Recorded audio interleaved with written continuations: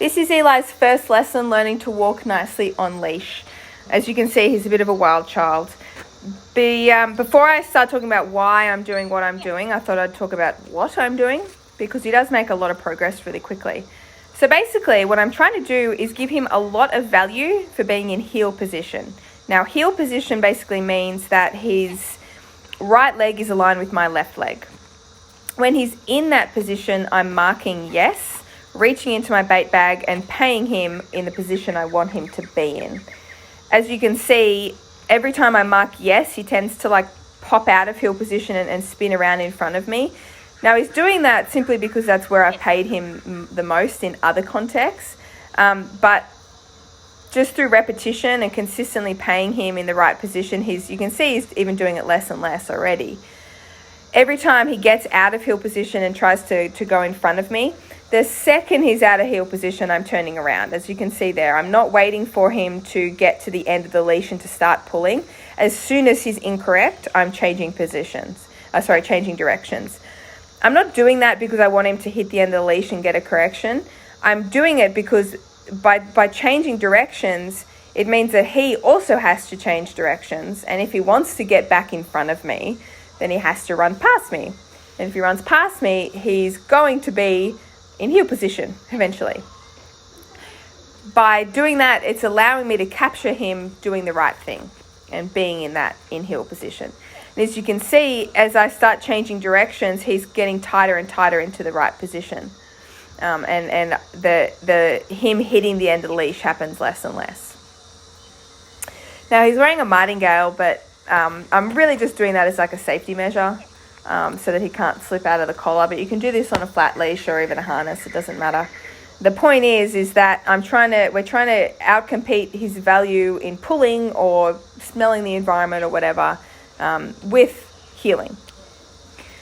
So why am I teaching him to heel as opposed to teaching a quote-unquote loose leash walk? Well, there's three reasons. The main one, the biggest one, is that if he's walking right next to me, he can really easily give me a lot of eye contact. And you can see he does throughout the whole session. He's staring up at me. If I have a dog that's giving me a lot of eye contact, I have a dog that is much more receptive to direction. I truly believe that engagement is the key to everything. So a dog that's engaged with me, a dog that's giving me eye contact, is going to be much more receptive to me asking them to do things, and they're going to be making the correct choices much more often, which allows me to reinforce them more. I think that having an informal heel like this, it makes the likelihood of having reactivity issues or obedience problems much less likely. So yeah, that's the biggest thing. The other reason is because it sounds counterintuitive, but it's much easier to teach a specific behavior than it is to teach a vague one. To me, a loose leash walk is really vague. Some people even struggle to explain it to another person. So how difficult is it going to be to teach it to a dog? The heel is ridiculously specific. Just walk by my left leg and treats will rain from the sky, right? The other reason is that it's easier to loosen the criteria into a loose leash walk if you have an extensive reward history in heel position. In contrast, it's much harder to tighten up a vague criteria into a specific one. So for example, if I had been doing this for ages with Eli and he was doing awesome, and he was, we were now at the point where he was in a variable schedule of reinforcement, we were working around a ton of distractions, and he was making the right choices more often than not. Then I might say, well, I want to give you a little bit more freedom. So I don't mind if you want to sniff that bush or look at those people, look at those dogs, whatever. I'm going to give you more freedom because you've shown me that you've made the right choices consistently.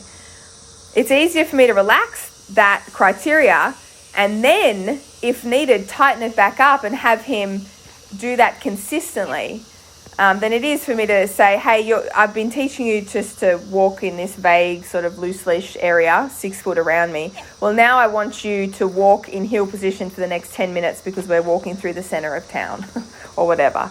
To me, it's more difficult for them to get. So those are really the 3 reasons why I do what I do.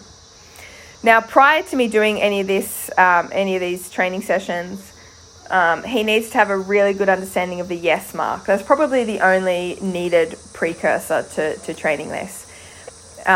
So we've had a lot of sessions indoors the last week where he's learned that yes means food. And it is at the point where his response to the yes marker is reflexive and it's generalized.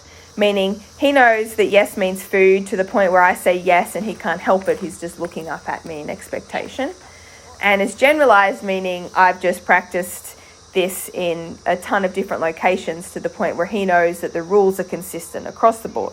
Whenever this woman says yes, it means I'm getting food.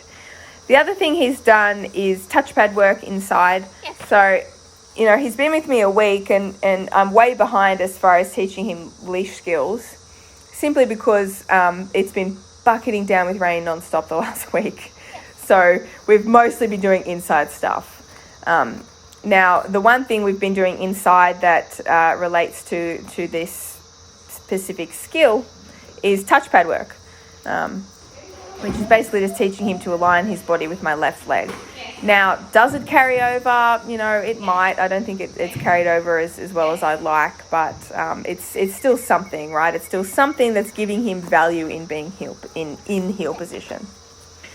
So over the course of this lesson, I practiced his skills in 3 different places, and those are the 3 different places that he had the most trouble walking nicely on leash. One was the driveway, the other was the grass area adjacent to my driveway, and then the third place was on the walk from the kennel that he stays in and my training facility, which the entrance is literally right next to the camera to the right there. He would pull my arm out of my socket to get from the kennel to the training room and vice versa. I do apologize for the mess. I'm cleaning out the training room, so a lot of that stuff is just out there to air.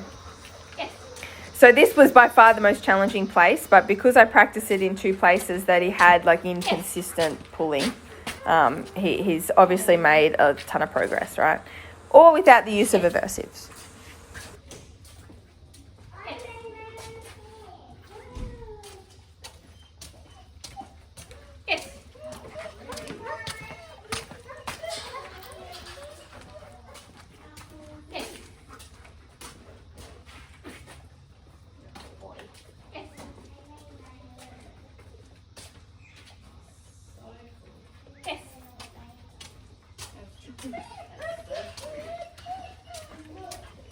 Yes.